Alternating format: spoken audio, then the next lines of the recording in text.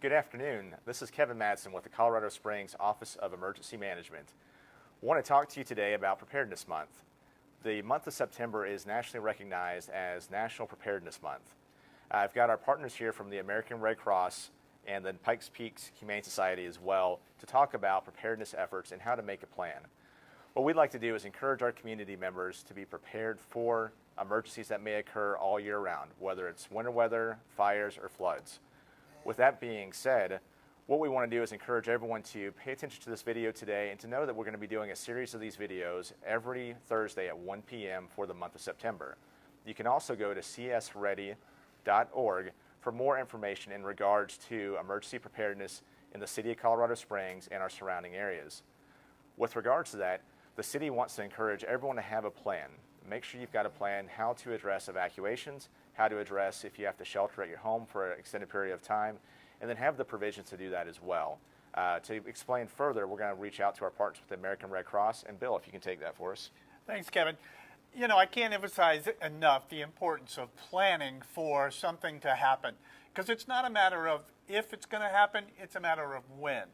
And people need to realize that there are things you can do to prepare for a disaster that would make your life much simpler and easier when one does occur. Statistically, we know that for every dollar you spend on preparedness, you save $7 in response. So being prepared is also economical for us as individuals, for city managers to respond, and for the Red Cross, because we have to be there following the disaster. So what I wanted to mention to you today, in terms of making a plan, there are a couple of really great resources. Rather than go through the entire process of making a plan, we've got some resources already available to you that you can go to. The first one I wanted to mention is our emergency app. It's called Red Cross Emergency. This particular app is available for iPhone and Android. You can use it on a tablet or on your phone.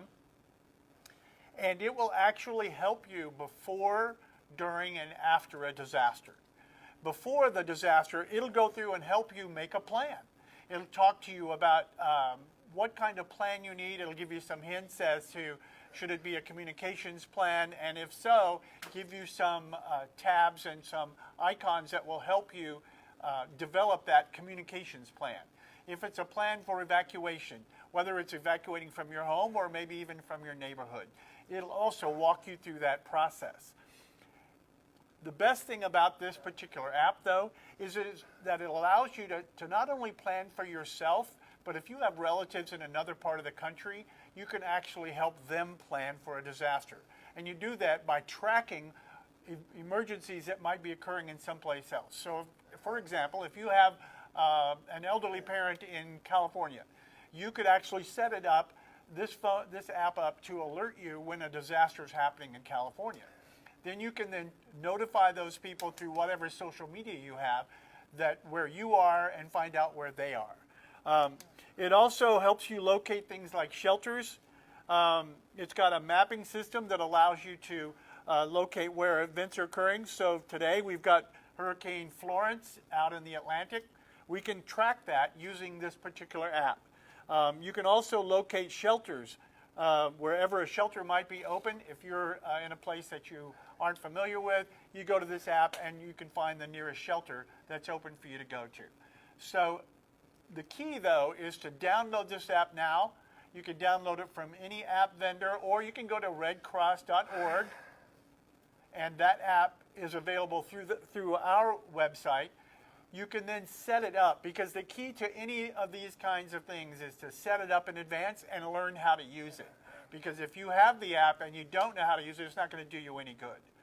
And then the second app that we want to talk to you about is our First Aid app, because our First Aid app can help you every day. Anytime there's an emergency, a medical emergency, whether it's minor or major, our First Aid app can walk you through the process. For example, to stop the bleed. How do you stop the bleeding? This app will actually give you a video that tells you how to stop the bleed. If it's an asthma attack, it'll talk to you about how to take care of an asthma attack, and when to call 911, because that's often the first question people have about about a medical emergency. Should I call 911 or not? This will help you make that decision. So the First Aid app, available through the Red Cross and through your for iPhone and for Android, and the emergency app are two important things to have on hand when you're thinking about planning and preparing for a disaster. Also on our website, we have a number of downloadable brochures that you can download, you can print them out, you can share them with your family so that when you're doing your family planning, you all are speaking the same language from the same resource. Most importantly, though, when you're planning for a disaster, it has to be a family and community plan. Take this as an opportunity to sit around the table with your family. Maybe every couple of months you can practice evacuating your home through the window. Kids love climbing out of windows, so it might be an opportunity for you to do that as well. It can help you in your family.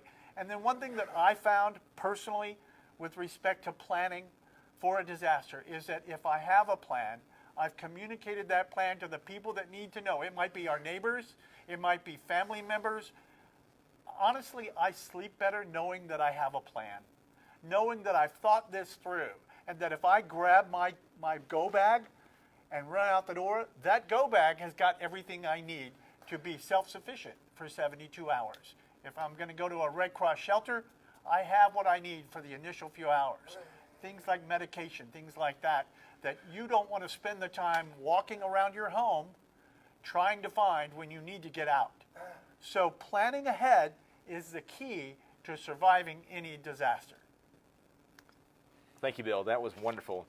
Bill Fortune is our American Red Cross representative here in the Colorado Springs area. Bill, great information to hear about how to make a plan and knowing what resources are out there as well. Really adds value to that process so we're not starting from scratch. Absolutely. There's no need to reinvent that wheel, right? Wonderful. You want to get out there and you want to find the resources you have. Tons of resources out there. People can, there's really no excuse not knowing how to do the plan. The only problem is people actually taking action. Mm-hmm. And our statement today is take that action. Develop that plan now before something bad happens. And that's very important also. And once you make that plan, train and test that plan. Those are very important aspects so you can see if that plan is going to work for you, and if not, you adapt that plan and make a new plan. So that's wonderful hearing from our family perspective, but I know we also want to be prepared for our animals. Absolutely. So Lauren McCoy from the Humane Society of the Pikes Peak Region can give us some insight on what we can do for animals. Absolutely. So pets are part of our families. If you're going to evacuate your home and evacuate your family, that means that you're taking your pets with you. Please take your pets with you. When you evacuate your pets, you want to have the same considerations that you do if you have children in the home or other people in the home. You want everything that you need for 72 hours outside of your home to take care of your pets.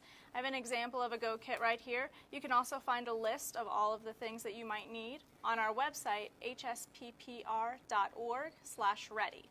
There are downloadable lists through that website with things that you would need either for companion animals like cats, dogs, small furry creatures, birds, or for your livestock because they're also our pets and we also need to take them into consideration, especially during wildfire season. So this would be a companion animal Go Kit. And for my example, I have a cat and a dog. So I have special dietary foods and just general foods. For my cats, of course, I need litter box. I have water bowls and food bowls and some toys as well, and my comfort blanket that smells like my home.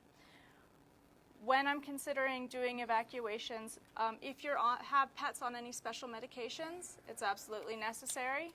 Have a script from your veterinarian or have a couple days worth of that medication on hand as well.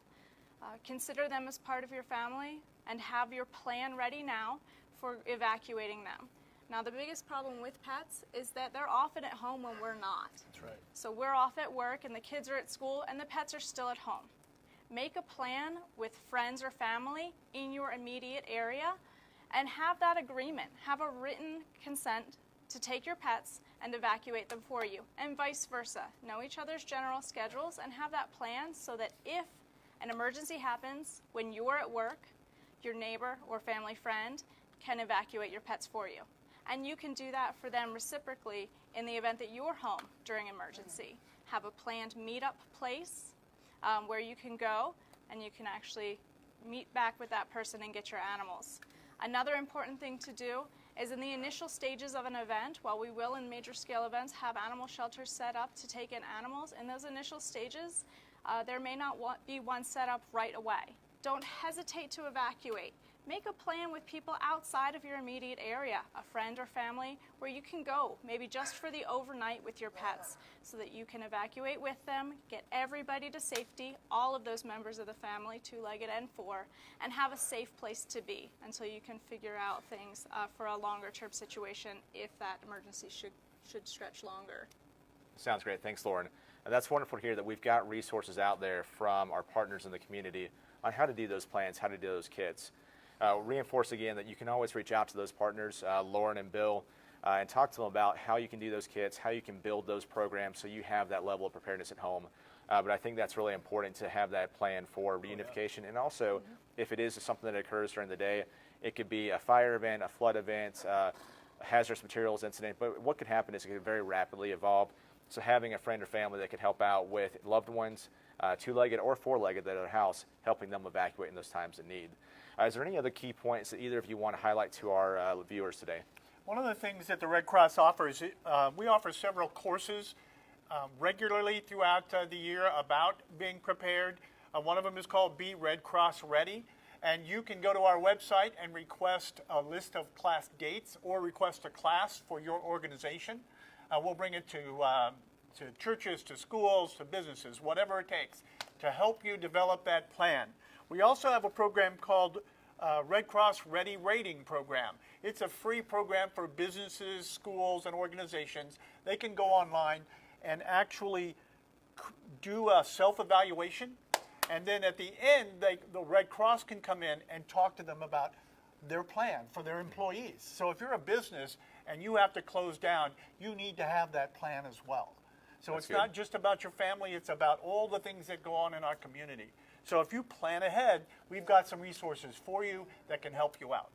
Sounds great. Thanks, Bill. And one thing, speaking of planning ahead, our community is working on a neighborhood evacuation drill that we're doing this Saturday. It is in partnership with our partners here today about how we want to evacuate a community if there was a wildland fire.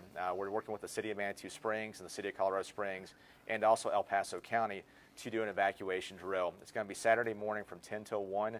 And we're going to be utilizing the entire process to evacuate our community members, from emergency notification, alerts, and door knocks with our Colorado Springs police officers, all the way to that shelter location, accepting animals and humans at the shelter site and providing an educational resource as well. So it's a great opportunity trying to engage our community members on these emergency preparedness efforts and go through the process. Also, to highlight that our City Council is very much on board for this process. We actually have a resolution recognizing National Preparedness Month next Tuesday, September 11th as well. So it's great to see that we've got a strong community here that focuses on preparedness. Absolutely. Yeah. And I guess, do we have any questions from the group today? Sounds great. Thank you so much. And keep in mind, we'll be back next Thursday at 1 p.m. for another video.